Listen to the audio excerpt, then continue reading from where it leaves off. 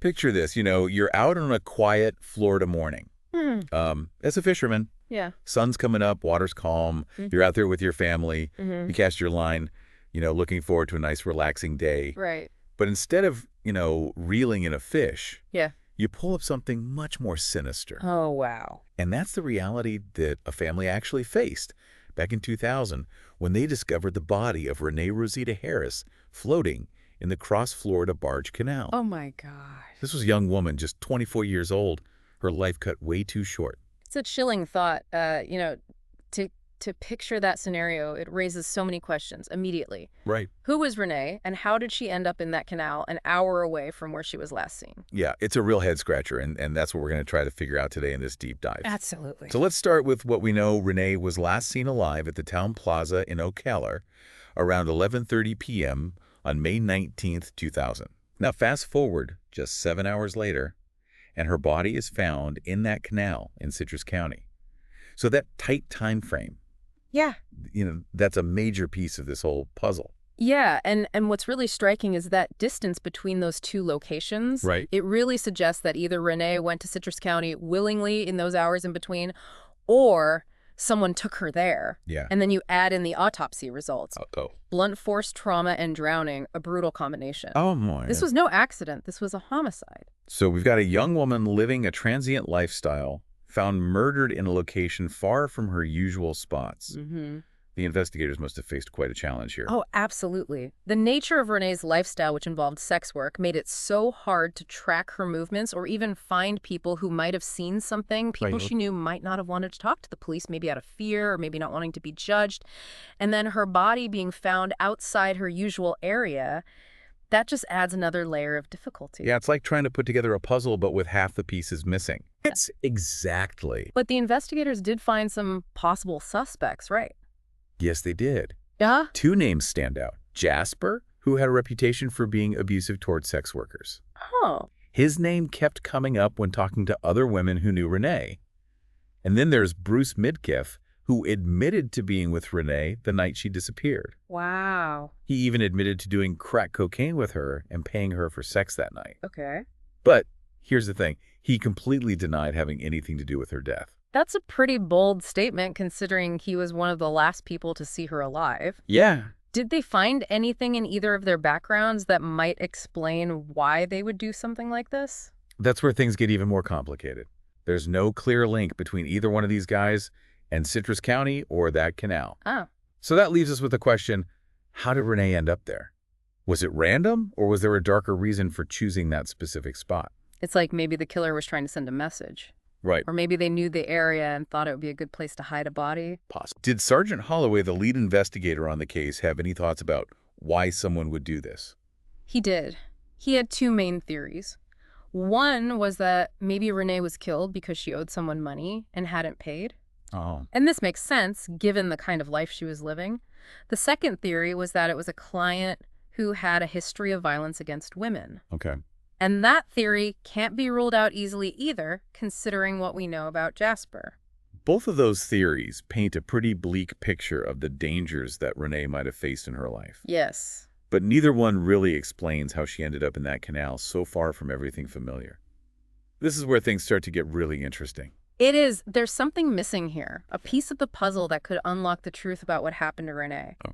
Did someone move her body to the canal after she was killed? Was she killed right there? Or was the scene staged to make it look like it happened there? Right. These are questions that are still unanswered even after all these years. And it makes you wonder if maybe someone out there knows something, even a small detail that could break the case wide open. Right. Maybe they saw something strange at the town plaza that night, or maybe they overheard a conversation that now sounds different knowing what we know. Absolutely. Ah. Sometimes the smallest things can be the most important.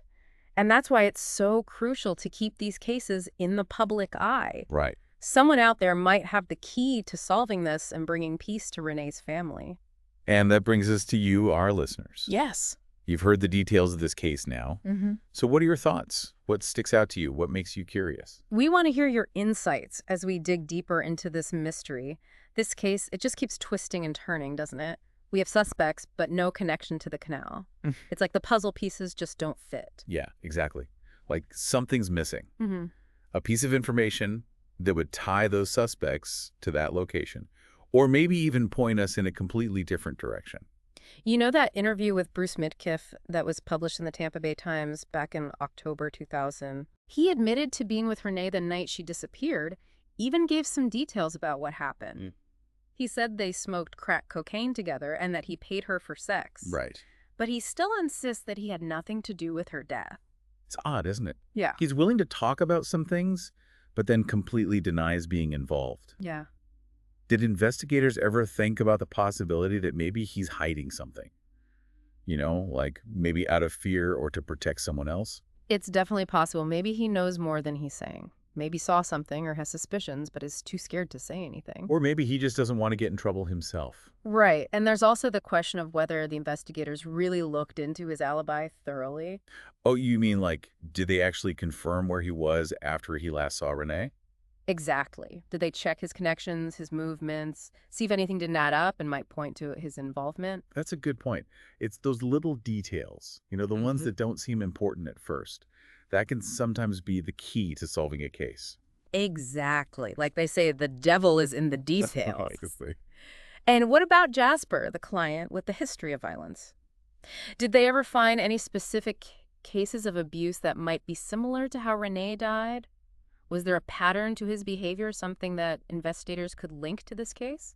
It must have been incredibly frustrating for them, trying to piece together a timeline when you're dealing with people who might not be willing to talk or who are living on the edge of society. Oh, absolutely. Investigating a case like this where the victim lived a more transient lifestyle, it means you're dealing with a whole network of relationships and secrets. Right. People might be scared to talk. Evidence might be hard to come by, and the truth can easily get buried. It's really a testament to the dedication of those investigators that they were even able to find suspects and come up with theories with all those obstacles. Yeah, it really shows how committed people like Sergeant Holloway are, that even after all these years, they haven't given up on finding justice for Rene. But going back to those theories for a minute, we have the possibility of her being killed because of an unpaid debt or by a client with a history of violence against women. If you had to choose, which one seems more likely to you? That's a tough one. Both have their pros and cons. Yeah. The debt theory makes sense because it fits with the kind of life Rene was living, Right. but there's no real proof. No one talking about debts or threats against her. Okay. On the other hand, the theory about a client with a history of violence, that's also plausible, especially when you think about Jasper and the accusations against him. And it really brings up a bigger issue, the vulnerability of women in those situations. You're right. Cases like this really make us face some uncomfortable truths about the risks and exploitation that some people experience. Yeah, for sure. But let's not forget that even with all the challenges, the investigation did uncover some important information. We have suspects, we have possible motives, and a timeline, even if it's not complete. And we have the location. That image of the canal where Rene's body was found. What if we focus on that for a moment? Could there be a clue there that we've missed?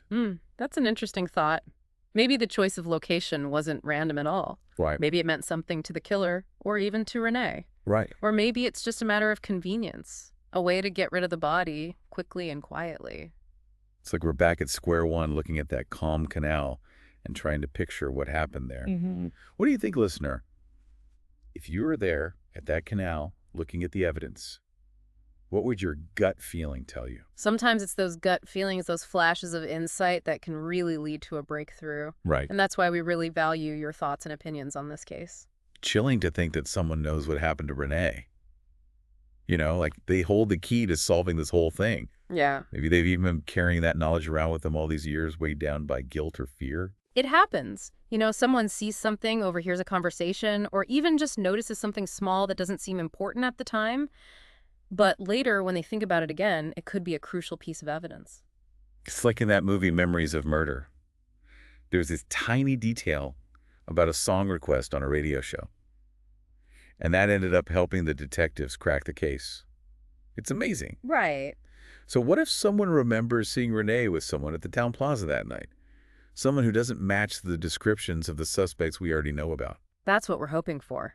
That by going over this case and sharing all the details and the unanswered questions, it might spark someone's memory. Right. Maybe someone listening right now will remember something they saw or heard, something that didn't seem important then, but now has a whole new meaning. And even if it's not a specific memory, maybe you have a feeling about the case, just a gut feeling. Sometimes those instincts can be surprisingly accurate. Absolutely. We're not asking you to solve the case single-handedly, but any information you have, no matter how small, could be a step toward justice for Rene. Right. If you have any information about Rene's murder, no matter how small it may seem, please contact the Citrus County Sheriff's Office. You got it. Their number is 352-249-2790 and ask for the Major Crimes Unit. And if you'd rather stay anonymous, you can always call Crime Stoppers. Yes, that's right. Their number is 1-800-ANY-TIPS-TEX. Remember, even the tiniest detail could be what the investigators need to finally solve this case. It's been over 2 decades since Rene's life was taken from her. It's hard to believe. Her family deserves answers, and Rene deserves justice. By working together, sharing what we know, and keeping her story alive, we can honor her memory and hopefully prevent it from fading away. So as we wrap up this deep dive into the unsolved murder of Rene Rosita Harris, we'd like to leave you with one final thought. Okay. If you were an investigator working on this case, what would you focus on? What questions would you be asking? We'd love to hear your thoughts and theories on this case. Share them with us on social media. Let's keep this conversation going. And if you found this deep dive into Rene's case interesting, make sure you subscribe to our podcast for more explorations into mysteries like this. We'll be looking into more unsolved cases, examining the evidence, the different theories, and the personal stories behind them. Thanks for joining us on this journey into the heart of a mystery.